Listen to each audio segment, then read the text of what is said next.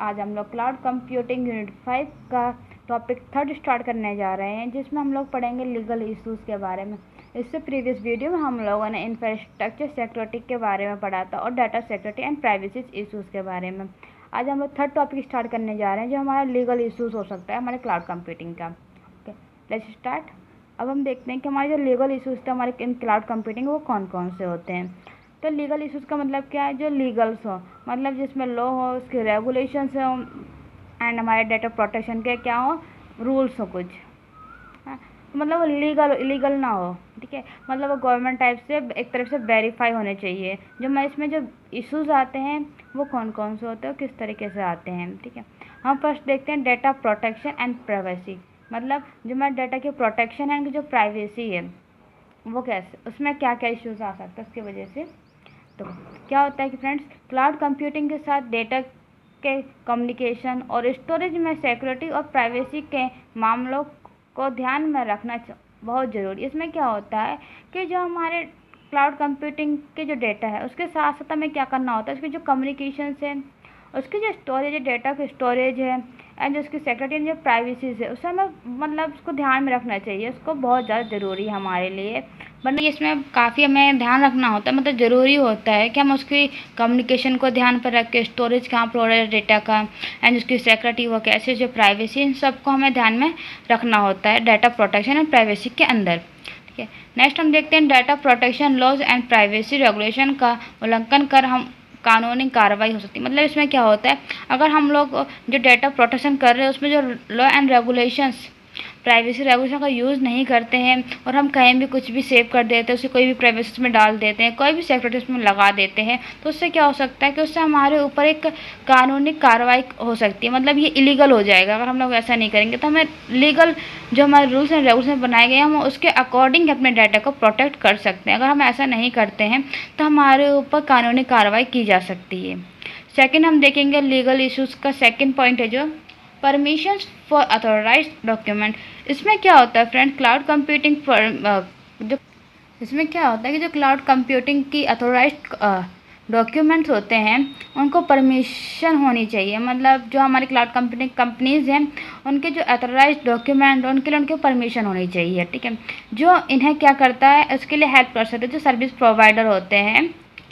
हाँ, तो उसमें क्या होता है कि उसकी हेल्प से वो अपनी सर्विस को प्रोवाइड कर सकते हैं, उसमें उनकी हेल्प हो जाती है। यदि अथॉराइज्ड डॉक्यूमेंट नहीं है, मतलब क्या होता है कि अगर वो लीगल डॉक्यूमेंट यूज़ नहीं कर रहे तो इससे क्या होगा कि एक लीगल इशू अराइज हो सकती है।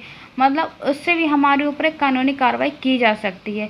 अगर जो कंपनीज़ है उन लोगों से बोला गया कि आप ऑथराइज्ड डॉक्यूमेंट का ही यूज़ कीजिए, अगर वो लोग ऐसा नहीं करते हैं तो इससे उनके ऊपर प्रॉब्लम हो सकती है, एक लीगल इश्यूज़ अराइज हो सकती है, उनके मतलब कानूनी कार्रवाई की जा सकती है उनके ऊपर कि आप अनऑथराइज्ड डॉक्यूमेंट क्यों यूज़ कर रहे हैं, ठीक है। तो इसका हमने क्या होता है कि इसमें कि हम ऑथराइज्ड डॉक्यूमेंट ही यूज़ करने होते हैं। अगर ऐसा नहीं होता तो ये प्रॉब्लम हो सकती है यूज़र्स के लिए और एक कंपनी के लिए भी, मतलब जो हमारा ऑर्गेनाइजेशन है उसके लिए भी एक प्रॉब्लम क्रिएट हो सकती है।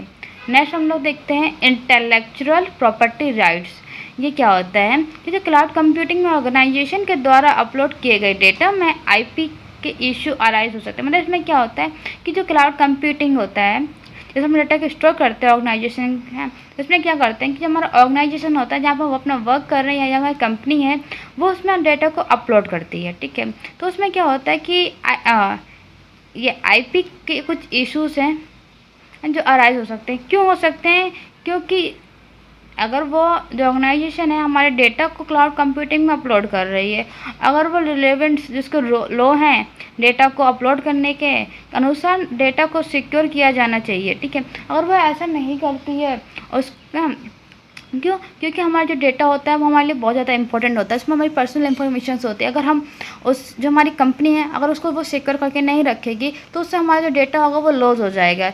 इसीलिए क्या होता है कि जो ऑर्गेनाइजेशन होता है उसके लिए उसको मतलब एक ये बोला जाता है कि आप इस डेटा को जब अपलोड करें तो एक जो उसके लॉ है डेटा को अपलोड करने के और जिसको सिक्योर करने का उसका यूज़ करें। अगर आप ऐसा नहीं करते हैं तो आपके ऊपर इंटेलेक्चुअल प्रॉपर्टी राइट्स है ये, ठीक है। तो उसमें क्या होता है कि जो अगर वो लोग ऐसा नहीं करते हैं तो उसमें उनके लिए इलीगल इशू अराइज किया जाएगा, जिसमें उनके कानूनी कार्रवाई की जाएगी कि आप ये रॉन्ग वे से डेटा को अपलोड क्यों कर रहे हैं।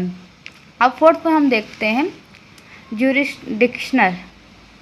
तो इसमें ज्यूरिसडिक्शन में क्या होता है कि जो क्लाउड कंप्यूटिंग में डेटा ट्रांसफ़र करना होता है, ठीक है। इसका मतलब है डेटा को ट्रांसफ़र करना है। तो इसमें सवाल ये उठता है कि जो डेटा है हमारा वो किस देश के लोकेशन में है, मतलब डेटा को कहाँ से कहाँ पर ट्रांसफ़र किया जा रहा है। क्योंकि बीच में मॉडम यूज़ किया जाता है डाटा को ट्रांसफ़र करने के टाइम। बीच में हमारे जो मॉडम होता है सेंडर और रिसीवर के बीच, मॉडम हमारे डेटा को हैक कर सकता है।